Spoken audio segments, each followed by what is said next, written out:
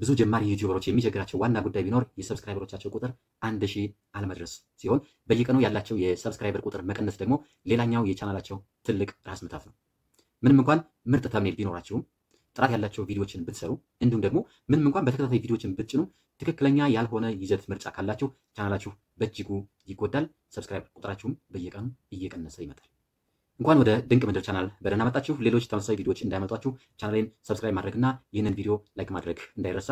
በዚህ ቪዲዮ ብዙ ጀማሪ ዩቲዩበሮች መፍትሄ ስላጡለት የቻናላቸው ሰብስክራይበር ቁጥር መቀነስ፣ የዋች አወር መቀነስ እንዲሁም ደግሞ የቪው ካውንት የቪዲዮቻቸው የተመልካች ቁጥር የሚቀንሱ 5 ምስጢራዊ ስህተቶችና እያንዳንዳቸውን ችግር እንዴት ማስተካከል እንደምትችሉ በዝርዝር እናያለን። እስከ መጨረሻው አብራችሁ ቆዩ። በመጀመሪያ ወጥነት ወይም ደግሞ ዘለቄታ ያለው ይዘት አለመኖር ስለሚያስከትለው ችግር እንነጋገር። ችግሩ የሚፈጠረው እንግዲህ የቪዲዮቻችሁን ርዕሶችና ይዘቶች የቻናላችሁን ገጽታና የቪዲዮ ኤዲቲንግ ስታይላችሁን በተደጋጋሚ መቀየር ስታበዙ ነው። ቻናላችሁ ላይ የምትጭኑት ቪዲዮ ምናልባት አንድ ሳምንት ስለ ዩቲዩብ አሰራር ይሆናል። ሌላ ሳምንት ደግሞ የቴክኖሎጂ ግምገማ ውስጥ ትገባላችሁ። ሌላ ቀን ስለ ፖለቲካ፣ አንዳንዴም ዜና፣ ከዚያም ድንገት ወደ አነቃቂ ንግግር። ብቻ ያገኛችሁትን ቪዲዮ ቻናላችሁ እየጎዳችሁት መሆኑን መገንዘብ መቻል አለባችሁ ማለት ነው። አንድም የዩቲዩብ አልጎሪትም ቻናላችሁ በዋናነት የሚያተኩርበት ጉዳይ ስለምን እንደሆነ ስለሚደናገር ቪዲዮቻችሁን ለማጋራት ይቸገራል ማለት ነው።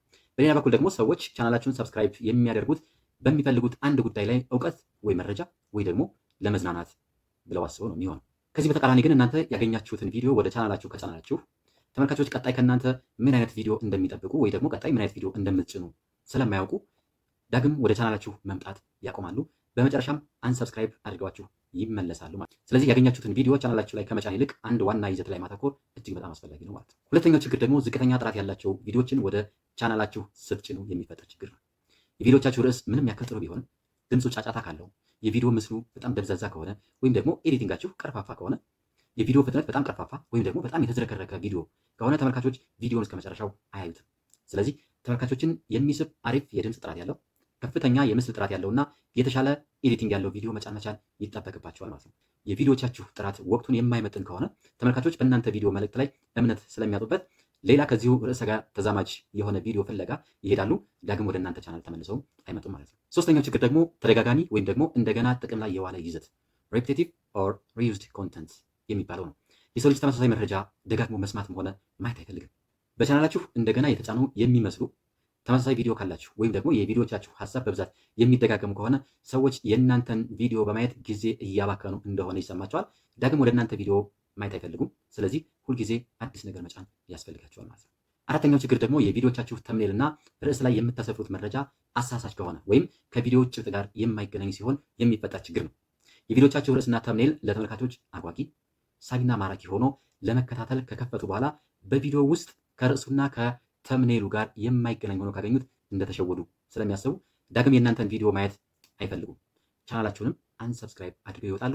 የሰብስክራይበራችሁ ቁጥርም በዚህ ምክንያት ይቀንሳል ማለት ነው። በእርግጥ ርዕሶቻችሁና ተምኔላችሁ እጅግ ሳቢና ማራኪ የማወቅ ጉጉትን የሚጨምሩ ማድረግ መቻል አለባችሁ። ነገር ግን ከቪዲዮ ጭብጥ ጋር የግድ መዛመድ መቻል አለባቸው ማለት ነው። አምስተኛውና ብዙ ሰዎች ትኩረት የማይሰጡት ችግር ደግሞ ቪዲዮ የምትጭኑበት የቀን ቆይታ ነው።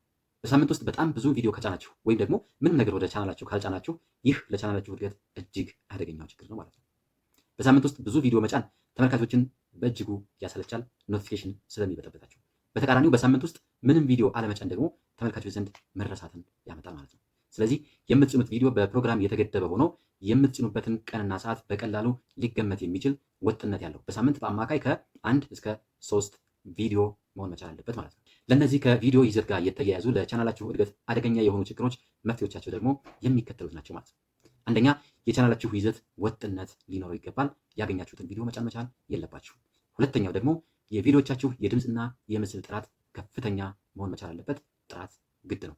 ሶስተኛ፣ ተደጋጋሚና ተመሳሳይ ቪዲዮዎችን በፍጹም መጫን መቻል የለባችሁ። አራተኛ፣ ሳቢና ማራኪ ከቪዲዮ ጭብጥ ጋር የሚዛመዱ ርዕሶችንና ተምኔሎችን መጠቀም መቻል አለባችሁ። ይህንን ስታደርጉ ቻናላችሁ በሚገርም ፍጥነት ማደግ ይጀምራል። ቪዲዮቻችሁም ቫይራል ይወጣሉ። ይህንን ቪዲዮ ጠቃሚ ሆኖ ካገኛችሁት ተመሳሳይ ችግር እያጋጠማችሁ ላሉ ሌሎች ዩቲዩበሮች ያጋሩት። ቪዲዮን ላይክ ማድረግና ቻናሌን ሰብስክራይብ ማድረግ እንዳይረሳ። በሌላ ቪዲዮ እንገናኝ። ቻው ቻው።